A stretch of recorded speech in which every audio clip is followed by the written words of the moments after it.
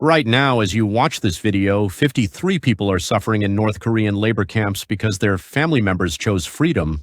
Among them, a 27-year-old teacher forced to mine coal, a pregnant woman doing forced labor, an 81-year-old grandmother who died during interrogation. This isn't history, this is happening today. These are the families of 16 officials who defected in 2023, the largest group escape in North Korean history. They're fighting to rescue their loved ones, and they need the world to know their names. Your subscription amplifies these urgent voices. Join us in making a difference. Every view brings us closer to justice. It all started like this. Fall of 2021 in the Kaesong district of Moranbong, Pyongyang. I woke up that morning wearing the insignia of a major general. That's right, a major general in the State Security Department. My apartment had a view of the Taedong River, 20 floors up. If this were a South Korea, you'd call it a Gangnam penthouse. Private elevator. Guards at the door. That was life as a major general in state security. Comrade, special rations today. The guard handed me a box. Inside Japanese rice, Chinese pork, even French wine. Meanwhile, ordinary people survived on corn. I took it without a second thought. Back then, I believed I'd earned it. 30 years of loyalty, I deserved these privileges. At 8 a.m., a black Toyota Land Cruiser arrived. My personal vehicle as Deputy Director of South Operations. Even my driver held the rank of captain. Through the window, Pyongyang blurred past. People on their way to work, bodies thin as rails, clinging to trams. I sat in my leather seat and felt nothing. Just the price of revolution. Every morning at State Security Headquarters, we held briefings. 4 major generals, 5 senior colonels, key lieutenant colonels. We were the beating heart of North Korean power, the blade that protected Kim Jong-un's rule. Around the long table, we received reports, intelligence gathering on South Korea, identifying reactionary elements, monitoring ideological trends among the population. That day seemed no different. Routine. But after the meeting, a colleague pulled me aside in the hallway. "Comrade Chong, doesn't something feel off lately?" Fear clouded his face. I'd felt it too. By 2021, COVID had sealed the country shut. The economy collapsed. Rumors spread Kim Jong-un was looking for someone to blame, and the blade was pointed at state security. Lunch in the executive dining hall. White rice. Meat side dishes. You know how it is in North Korea, rice and meat are holiday food for most people. But we ate them daily, and we talked about serving the people. Looking back now, I'm ashamed. In the afternoon, I reviewed South Korean intelligence. Dramas, films, news. My job meant constant exposure to South Korean content. That's how I learned the truth. People in the South lived far better than we did. At first, I dismissed it as capitalist propaganda, but the more material I reviewed, the more doubt crept in. Are we really the greatest nation? 6 p.m. I went home. My wife Myung-suk had dinner ready. We'd been married 30 years. Our son Chol-soo served as a lieutenant colonel in state security. Our daughter Maison taught at Kim Il-sung University. From the outside, we were the perfect family. "Father, something strange happened at the university today." My daughter spoke carefully. A student had been caught humming a South Korean song. The entire family was arrested. My chest tightened. An entire family sent to a labor camp over one song. Is that normal? But I couldn't say a word. If anyone knew a state security major general questioned the system, I'd be finished. That night I lay in bed. Myung-suk slept beside me, but sleep wouldn't come. Through the window, Pyongyang's night lights glittered. Beautiful. But beyond those lights, thousands starved in darkness. What have I been protecting all these years? For the first time, that question surfaced. The rank, the luxury apartment, the special rations, suddenly it all felt hollow. I didn't know then that this small doubt would upend my entire life. Pyongyang's night was silent. Too silent. Unsettling. In that silence, I could almost hear the screams that had been buried. That small doubt became reality fast. Spring of 2022. Fear gripped State Security Headquarters. Kim Jong-un began demanding accountability for the economic crisis. First, the cabinet. 2 vice premiers vanished overnight. Next, party officials. Then it reached us. Major General Pak Song-chol, you are under arrest for anti-party, anti-revolutionary activity. It happened during a morning briefing. Armed soldiers from the Guard Command burst in. Pak Song-chol sat right next to me. We'd worked together for 20 years. We watched him dragged away in silence. We had to show sympathy, and we'd be next. A week later, word came of his execution. The charges evading responsibility for economic crisis, betraying the people. Absurd. He devoted his life to the system. But in North Korea, truth doesn't matter. If the supreme leader says you're guilty, you're guilty. What came next was worse. I received orders to stamp the execution report for Comrade Pak. As deputy director, confirming the execution was part of my job. My hand trembled. I had to sign off on my friend's death. Comrade, quickly. This is the supreme leader's command. Another official urged me. With shaking hands, I stamped the document. As the red seal pressed into paper, something inside me crumbled. What am I doing? That night, I locked myself in the bathroom and wept. A 55-year-old major general sobbing into the toilet. My wife couldn't hear. If she learned a state security major general doubted the system, it would endanger the entire family. A month later, the real shock hit. Major General Ri Myongjun is also on the purge list. A senior colonel whispered to me in the corridor. Ri Myongjun was the Reconnaissance Bureau chief, the highest ranking among us 4 major generals. If even he was in danger, we were all dead. That evening, we held a secret meeting in a safe house on the outskirts of Pyongyang. 5 of us attended. 3 major generals, 2 senior colonels, people I'd trusted for over 30 years. Comrades, we can't just sit here and die. Ri Myongjun spoke first. His voice trembled. Look what happened to Comrade Pak. A lifetime of loyalty, and they killed him like a dog. Any of us could be next. He was right. In North Korea, loyalty doesn't guarantee survival. You live or die based on the supreme leader's mood. We talked long into the night. I've reviewed a lot of South Korean material in my work. I began carefully. People in the South live far better than we do. They're free. They don't starve. They don't die over a misplaced word. Silence fell. We all knew it. The South was better. But it was a truth we could never speak aloud. Then, should we escape? A colonel's voice shook. Escape. The moment we uttered that word, we became traitors. But there was no other choice. First, we need more people. One person can't do this alone. We go together. From that day, we began carefully recruiting trusted officials.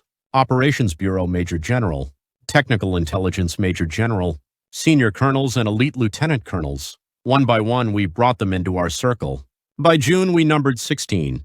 4 major generals, 5 senior colonels, 7 lieutenant colonels. The core of state security. We held 5 secret meetings in the safe house outside Pyongyang. Every meeting risked our lives. 1 informant and we'd all face firing squads. Comrades, if we do this, what happens to our families? 1 lieutenant colonel asked through tears. We all knew. If we escaped, our families would pay. 3 generations punished under guilt by association. We bring the families later. We have to survive first. Only then can we save them. Ri Myongjun said it, but no one felt certain. Leaving our families behind, do you understand how agonizing that choice is? I went home and looked at Myongsuk. My chest felt like it was tearing apart. My wife of 30 years, daughter Myson, my 81-year-old mother, I'd have to leave them all behind. Honey, is something wrong? Myongsuk's worried face. No, nothing. But that night I couldn't sleep. Lying in bed, staring at the ceiling. Is this the right path? Is it right to abandon my family to save myself? But there was no other way. Stay and we'd all die. Shot like Comrade Pak, or starved in a political prison camp. If that happened, the family would suffer the same fate. Better for us to survive and rescue them later. That was our only hope. The summer of 2022 passed. Pyongyang looked peaceful on the surface, but state security headquarters reeked of fear. Every week someone disappeared. A colleague here today, gone tomorrow. We 16 lived in terror daily, but we also prepared. Studying escape routes, contacting Chinese brokers, gathering funds. We assembled 100 kilograms of gold bars. 30 years of savings gone. In autumn, the decisive news arrived. Kim Jong-un has ordered a complete reorganization of state security.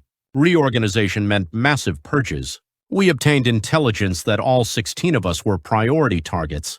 Time was running out. Comrades, we act now. Wait any longer and we all die. At our final meeting, Ri Myongjun spoke. We nodded. Die or live.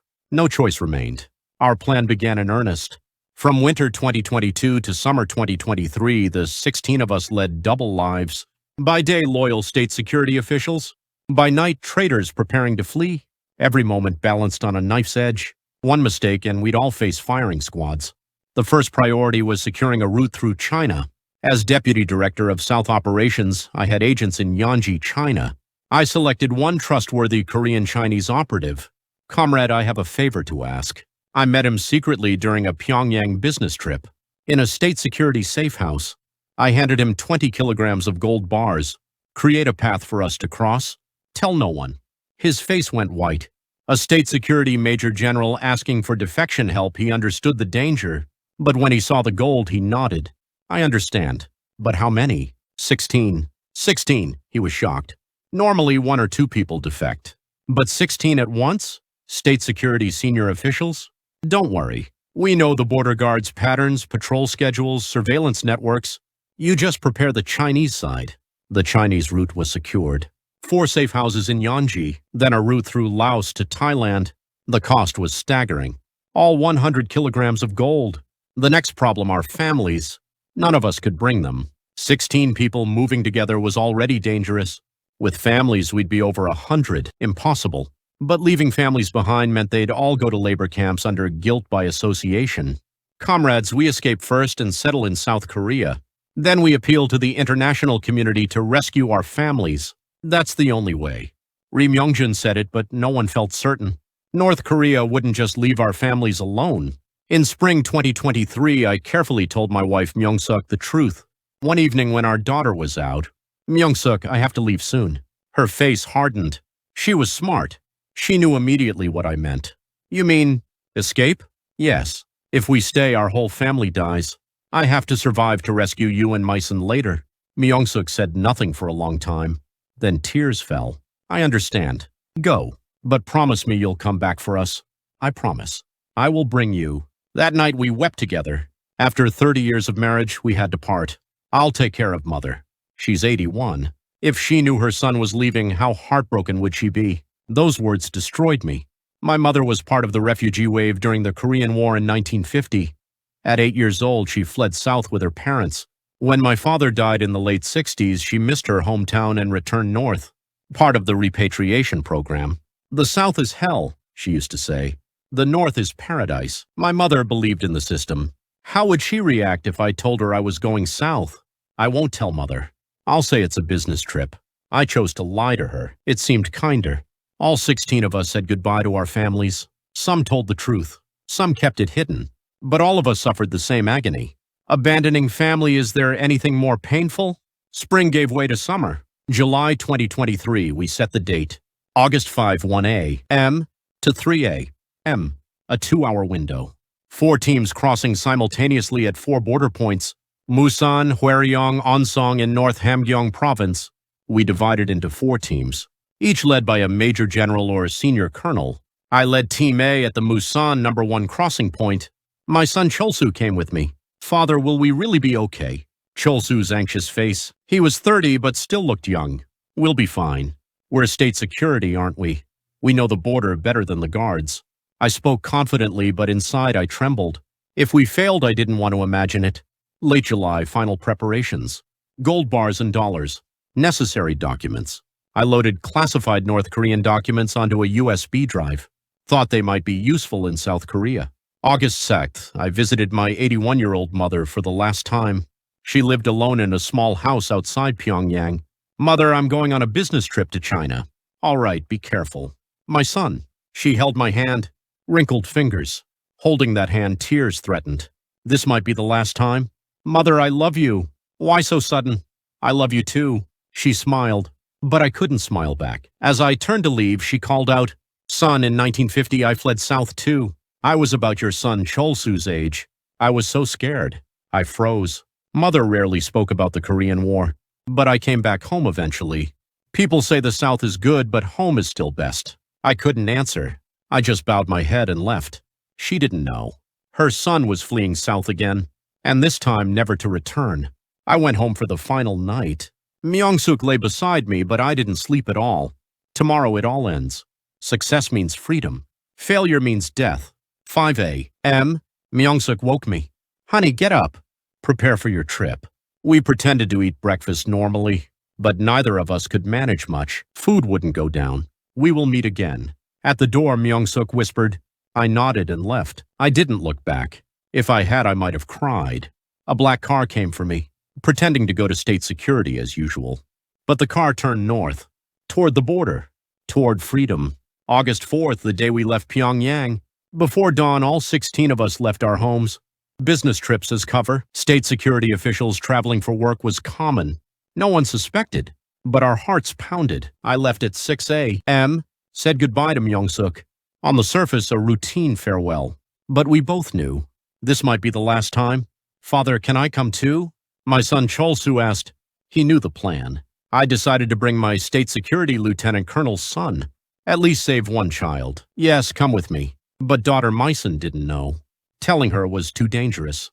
At 27, she left for the university, unaware her father and brother were leaving forever. The car drove north. Pyongyang to Musan in North Hamgyong Province 6 hours. State security vehicles passed checkpoints without inspection. In the car, I kept looking back. Pyongyang faded into the distance. The city where I'd lived for 30 years. Where my family was. Where mother lived. I might never see it again. That thought crushed my chest, but I couldn't turn back. Returning meant death. 2 p.m. We arrived in Musan, went to the predetermined safe house, met the other team members there. Team A5 total. 2 major generals, including me, 1 senior colonel, 2 lieutenant colonels. Comrades, everyone made it safely. Ri Myongjun spoke. His face was pale too. We were all on edge. The other teams, Team B arrived at Musan, Point 2. Team C in Horyong. Team D in Onsong. All standing by. All 16 reached the border areas safely. Now we just had to wait for nightfall. All afternoon we reviewed the plan. Border guard patterns. Patrol times. Escape routes. Everything checked again. As state security veterans, we were experts on border security. We knew when patrol shifts changed, where mines were buried, where the fence was weak. 1:30 a.m. Patrol shift change. That's our window. The Tumen River level is low now. We can wade across. The Korean-Chinese broker is waiting on the other side. 4 vehicles ready. Everything seemed perfect. But no plan is perfect. Something can always go wrong. 6 p.m. Final meal. No one spoke. Food wouldn't go down. Chol-soo just stared at his bowl. Father, will Mom and my sister be okay? I couldn't answer. They wouldn't be okay. Once we escaped, the family would be arrested immediately, dragged to labor camps. The thought was horrifying. Chol-soo will rescue them once we reach South Korea. We'll tell the international community. We'll find a way. Yes, Father. But neither of us felt certain. North Korea wouldn't just let our families go. 9 p.m. We changed into black clothes, fully armed. If a firefight broke out, we'd have to fight. We carried weapons. State security officials were always armed. Comrades, remember, if discovered, we'd die fighting, never be taken alive. Ri Myongjun spoke solemnly. Capture meant brutal torture followed by public execution. Better to die fighting. 11 p.m. We left the safe house. 30 minutes by car to the Tumen River. Lights off, moving silently. A moonless, pitch-black night. Get out here. We walk from here. We exited the vehicle and walked. Through the forest toward the border. Complete silence. Footsteps as quiet as possible. Midnight passed. 1:10 a.m. The border fence came into view. Beyond that China. Beyond that freedom. Comrades, stand by until 1:30.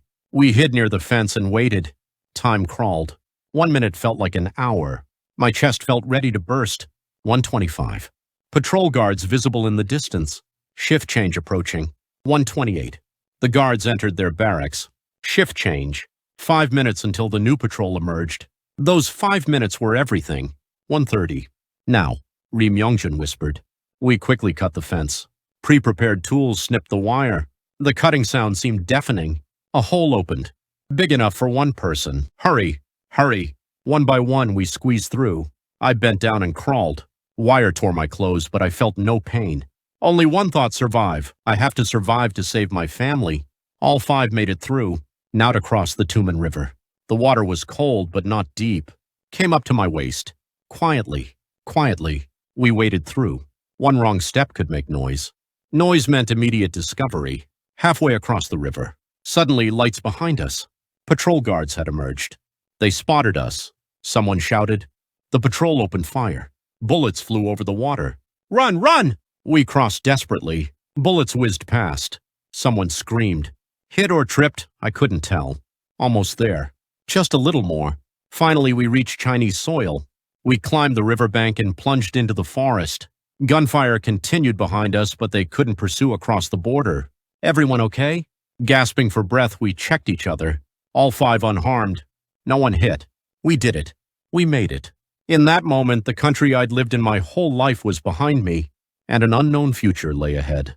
We crossed the border, but it was only the beginning. The moment we set foot on Chinese soil, my legs gave out.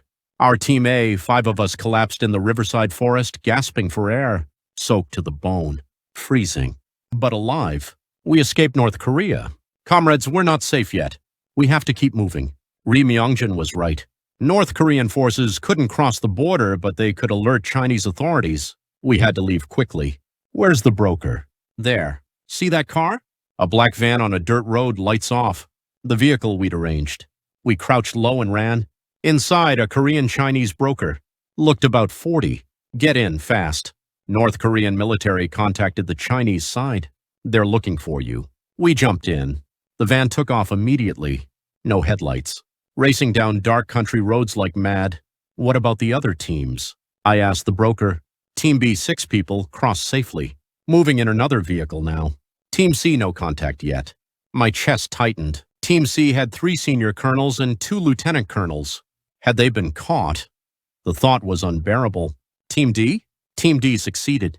2 lieutenant colonels safe. At least that was something. 13 of 16 made it. Just Team C was worrying. The van drove for an hour. We reached a Korean-Chinese village on the outskirts of Yanji, the prearranged safe house, an old farmhouse. Rest here tonight. Tomorrow we move somewhere else. We entered the farmhouse, changed out of wet clothes into dry ones. The broker brought hot water and bread. Eat. You won't sleep tonight anyway. True enough. Who could sleep? We sat anxiously waiting for news of Team C. Around 4 the broker's phone rang. Yes. Oh, really? Got it. He hung up and looked at us. Team C, all 5 safe. Moving to a different safe house now. We exhaled in relief. All 16 succeeded. The largest group defection in North Korean history. 4 state security major generals, 5 senior colonels, 7 lieutenant colonels, all crossed safely. We did it. We actually did it. Ri Myongjin wept. A major general crying. I cried too. We all cried. But the joy didn't last long. 5 a.m. The broker answered another call. This time his face went white. What? Really? My God. What happened? North Korea declared an emergency. 16 senior state security officials defected. Kim Jong-un gave direct orders, requested Chinese cooperation. I couldn't breathe. They knew already. Only 4 hours since we escaped. And our families, what happened to our families? The broker couldn't speak at first. His voice trembled. All arrested. Before dawn, state security raided the families' homes. Wives, children, parents, everyone taken. The world collapsed. Myung-suk. Misun. Mother. My legs gave out. I sank to the floor. No. My son Cholsu lay on the ground sobbing. Mom. Sister. Grandmother. Everyone in the room wept. We gained freedom, but lost our families. We became free people while our families were dragged to labor camps. My 81-year-old mother, what did she do wrong?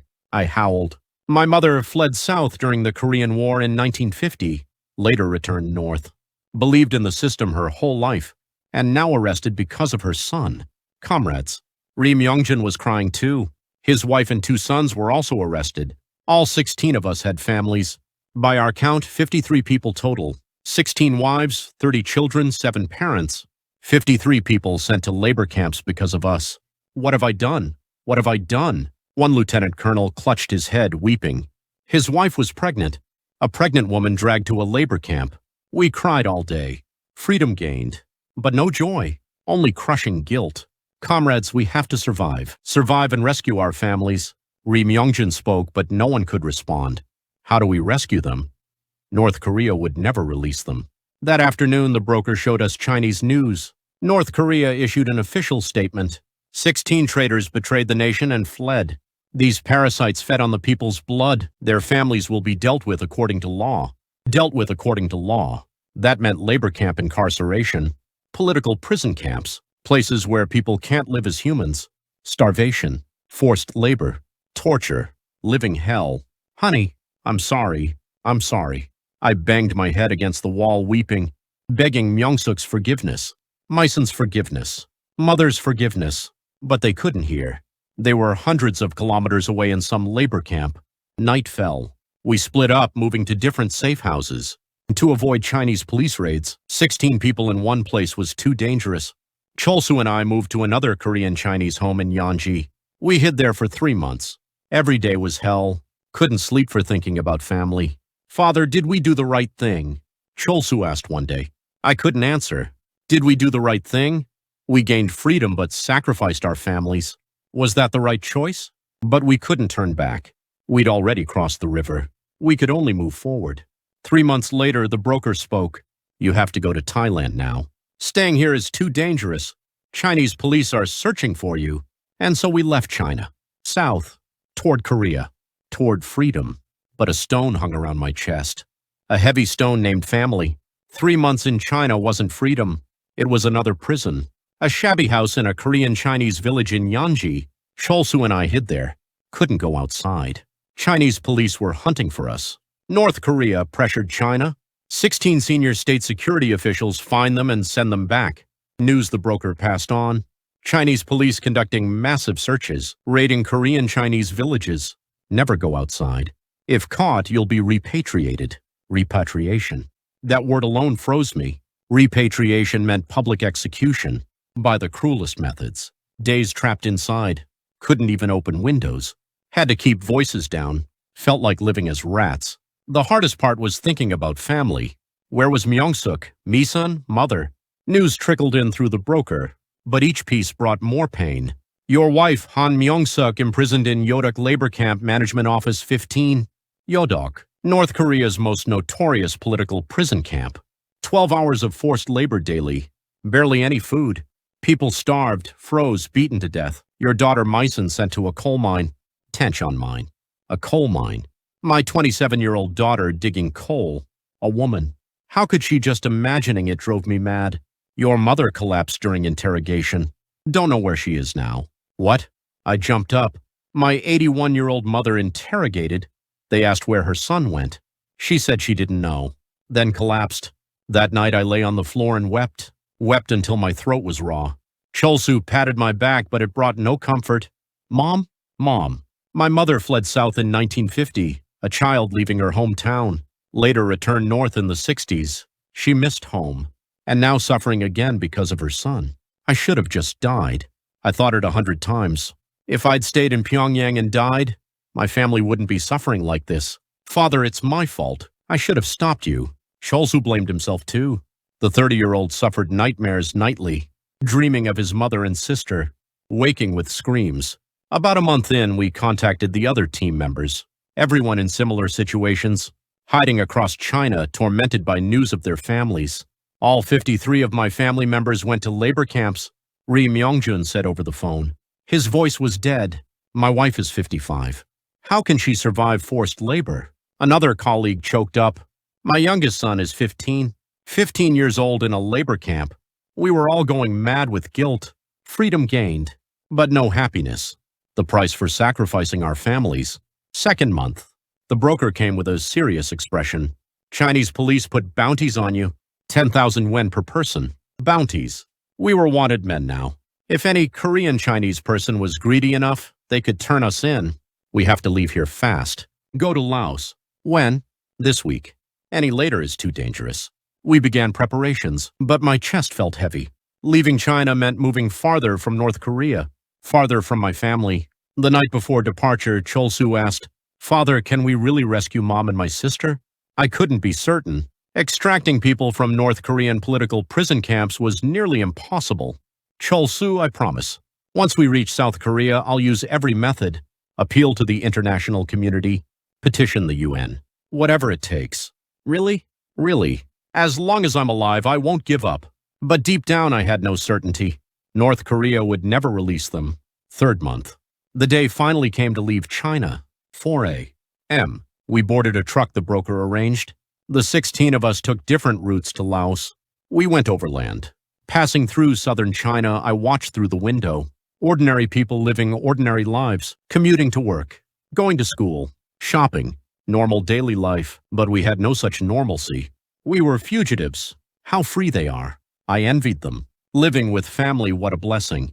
I realized it now. A week later, we reached the Laos border. Crossed at night. Another illegal crossing. Laos wasn't safe either. Laos was friendly with North Korea.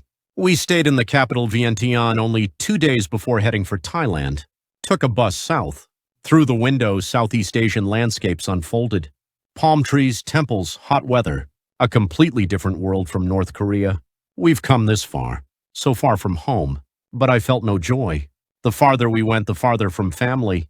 On the bus, Cholsu slept. Looking at my son's face reminded me of Myung-suk. Cholsu resembled his mother. Same eyes. Honey, I'm sorry. I left you behind. The bus kept rolling south, toward Thailand, toward Korea, but my heart remained in the north, in Pyongyang, in Yodok labor camp, where my family was. I thought crossing the border meant freedom was waiting, but real freedom is only possible with family. October 2023, we arrived in Bangkok, Thailand, crossed from Laos 2 days by bus. Finally, Bangkok appeared, a big city.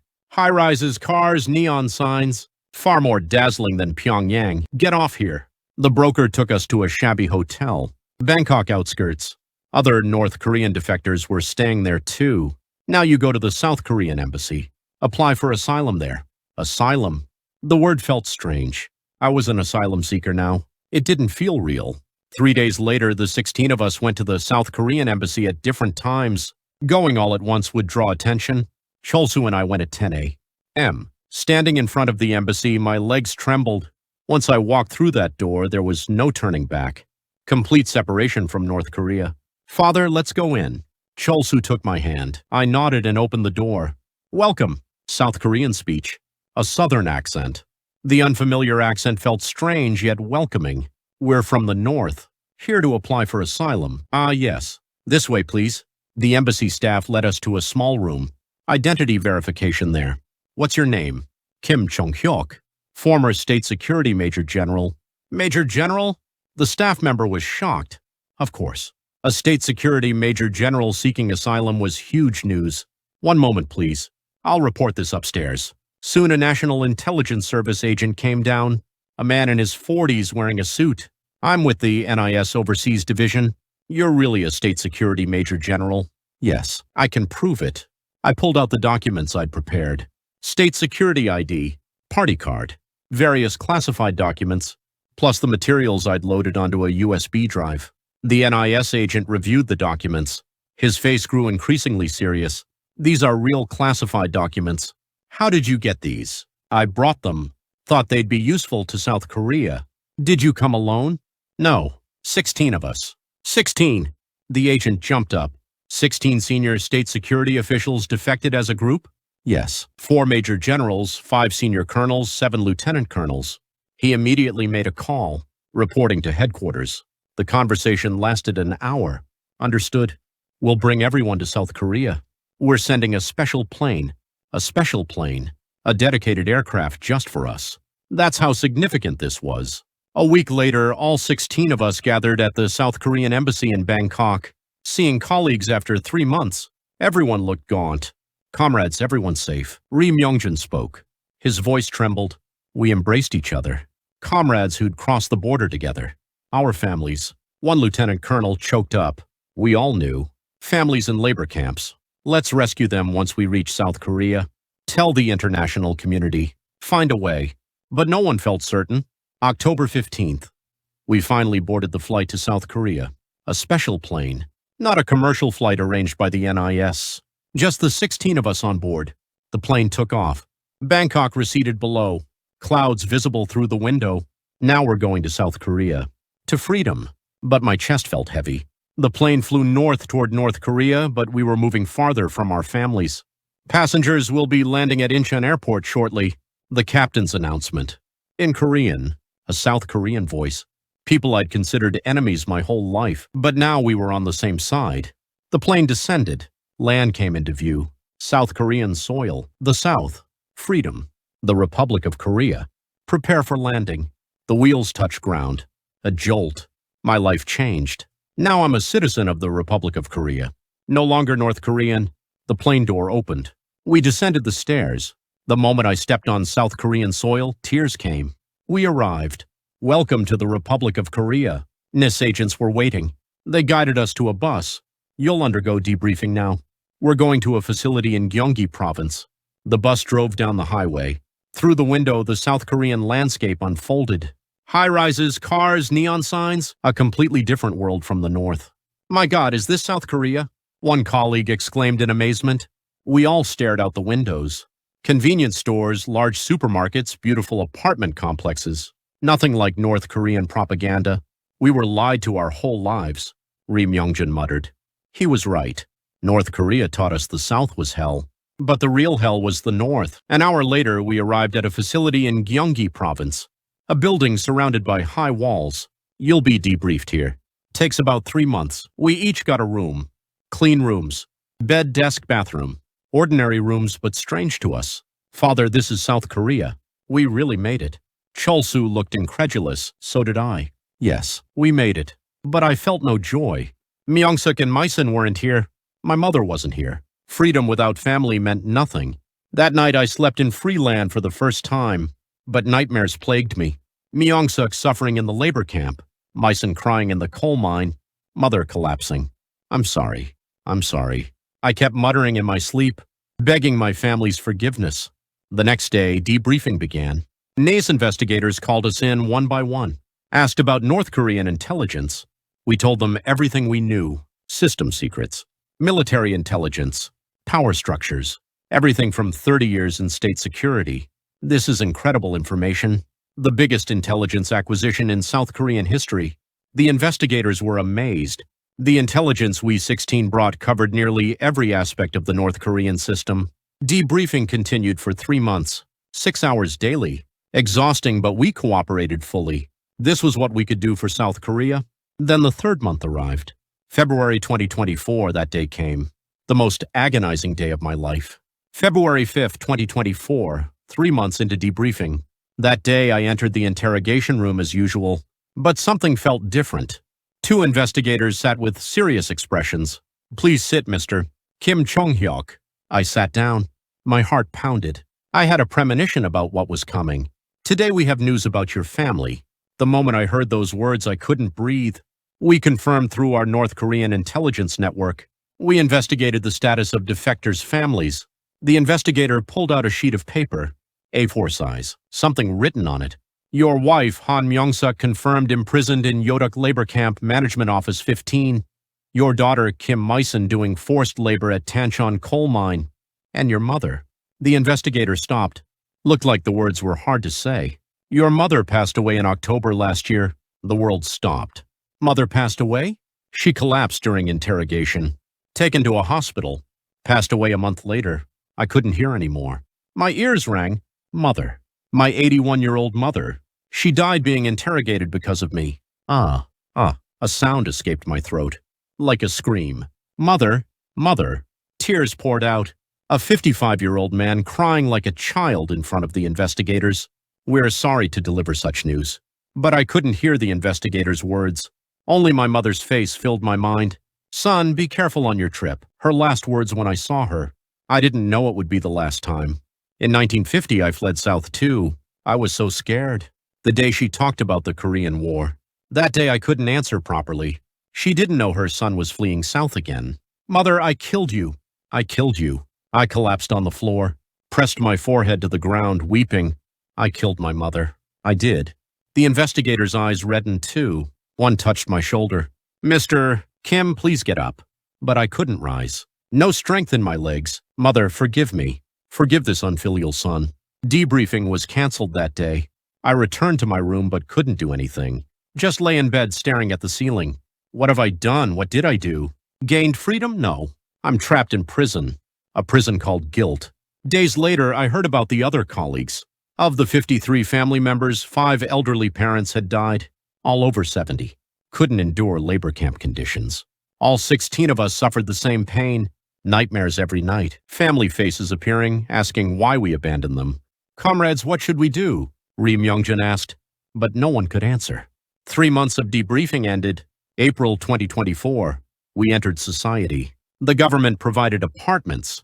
Living expenses supported. But we weren't happy. Freedom without family felt hollow.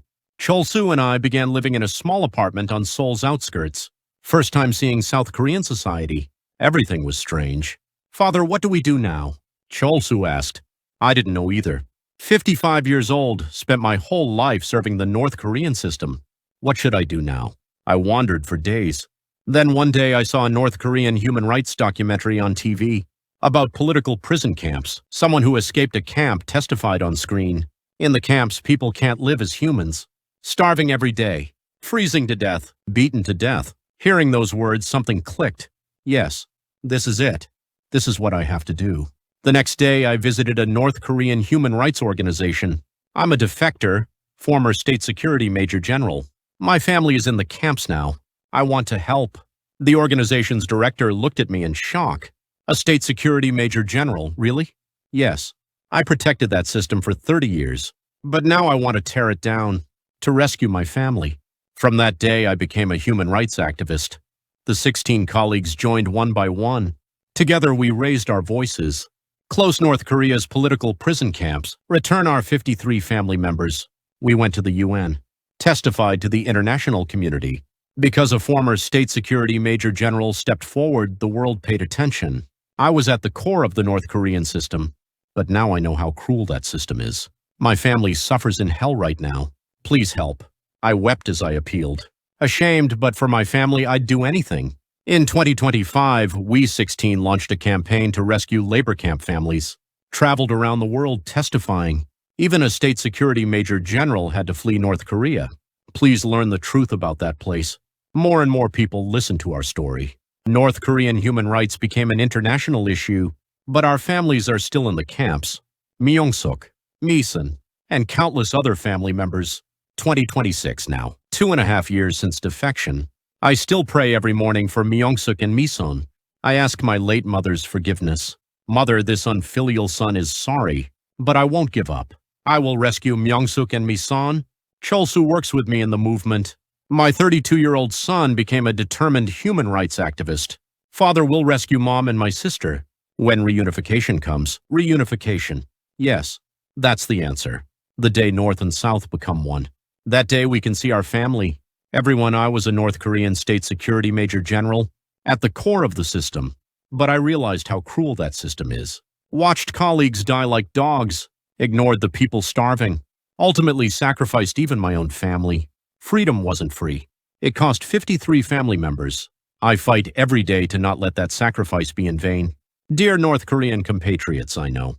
You dream of freedom too. But defection may not be the answer. It requires sacrificing family. The real answer is reunification. North and South becoming one so everyone can live freely. Until that day comes, I'll keep fighting. And to South Korean compatriots, I ask, please care about North Korean human rights. Right now, countless people suffer in labor camps. My Myung-suk, my Misun, and tens of thousands of political prisoners. I hope our generation sees reunification. My 81-year-old mother suffered her whole life from national division. At 8 years old, she fled south during the Korean War, repatriated in her 60s, died at 81 because of her son. Our generation must end this pain. No more families separated. Mother, watch from heaven. Your son will rescue Myung-suk and Misun and build a reunified nation, North and South together, free and peaceful. That's my path to redemption. Atoning for cooperating with the system as a state security major general. Atoning for sacrificing my family. Everyone, freedom is precious. But freedom alone isn't enough. Freedom with family. Freedom in your homeland. Freedom without fear. That's real freedom. Until that day comes, I'll keep fighting. Myung-suk, Misun, wait just a little longer. Dad will come for you. We'll see each other again, in a reunified nation. Thank you for listening to my story. And I ask you, North Korean human rights, reunification, freedom, let's build them together. For all our futures.